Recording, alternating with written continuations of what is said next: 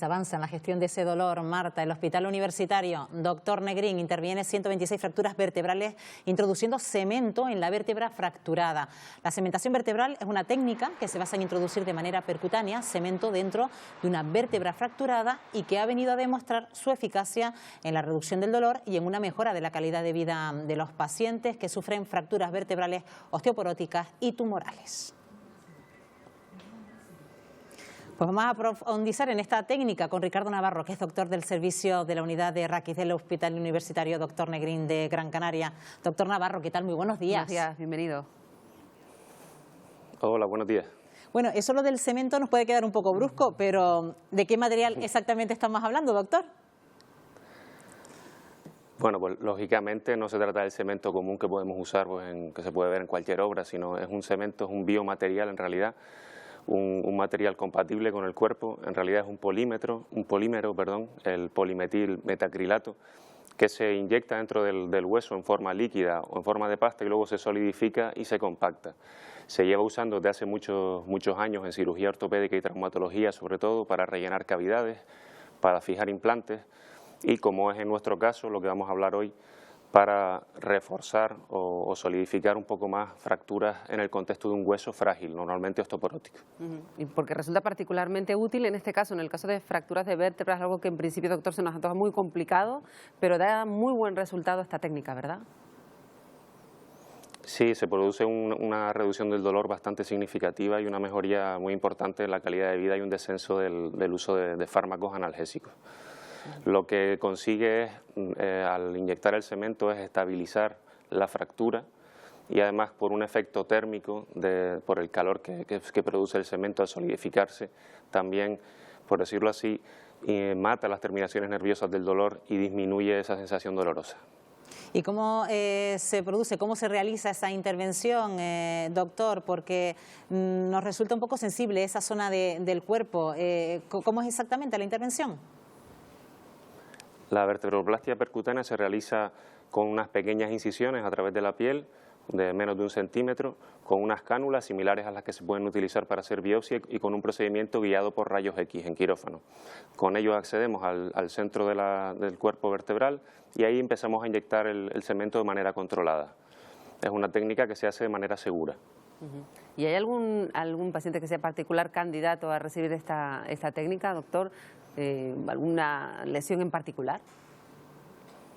Sí, en concreto esta técnica está en fracturas osteoporóticas o por otra causa de fragilidad ósea, como pueden ser tumores, donde no haya funcionado el tratamiento inicial, que siempre es conservador, es decir, no de entrada vamos a operarlo, sino siempre se intenta pues colocando un corsé, con analgesia, con higiene postural, evitando posturas peligrosas, controlar esa fractura. Si no funciona esto, entonces podemos recurrir a esta técnica. Si no funciona, me imagino, es porque también hay mucho dolor. ¿Cuánto dolor experimenta el paciente para llegar a esta intervención, a esta técnica, doctor?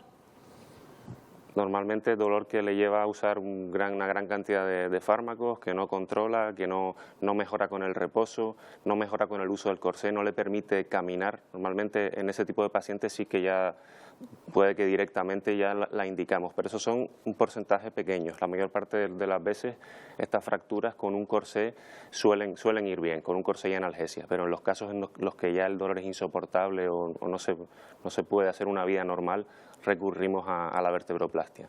Ya que hablaba de la osteoporosis, imagino que en este caso hay más candidatas que candidatos a este tipo de técnica. Exacto. Sí, exactamente. La osteoporosis es una enfermedad más frecuente en mujeres y tenemos en nuestro estudio y en toda la población de fracturas osteoporóticas hay siempre más mujeres que hombres. Y en principio, ¿cómo es el postoperatorio en este tipo de operaciones? Que puede parecer así muy aparatoso por el nombre, pero ¿cómo es la recuperación del paciente? Sí. En principio es bastante llevadero porque al ser una técnica percutánea no tienes una herida grande, no se produce un dolor por el acto quirúrgico en sí y además la inyección del cemento provoca una mejoría instantánea del dolor. Entonces los pacientes en 3 o 4 horas ya pueden sentarse, pueden deambular y podrían irse a casa en poco tiempo. O sea que es una técnica bastante poco agresiva y bastante agradecida. No sé hasta qué punto se presenta cierta desconfianza por parte del paciente, doctor, después de venir de ciertos episodios de gran dolor, salir prácticamente de una operación sin ningún tipo de dolor. No sé si también se prevén recaídas en ese sentido. Recaídas, si la técnica es correcta y se ha indicado correctamente, las fracturas adecuadas, en principio todo tiene que ir bien. Pero tenemos muchas veces pacientes muy mayores que no tienen solo dolor por la fractura, sino que también por procesos artrósicos, etcétera. Entonces hay que dejar claro que esta técnica solo sirve para quitar el dolor de esa fractura que está doliendo, pero sí suele ser muy efectiva si se realiza correctamente. Y los pacientes suelen quedar, la verdad es que muy contentos pues al rato de la cirugía. Y después de esa cirugía, ¿la resistencia a esas vértebras que se han tratado es igual que el resto de las vértebras que lo rodean? No, lógicamente tiene más resistencia, tiene más dureza, más rigidez, porque se rellena un hueso que es frágil con una estructura que es mucho más dura.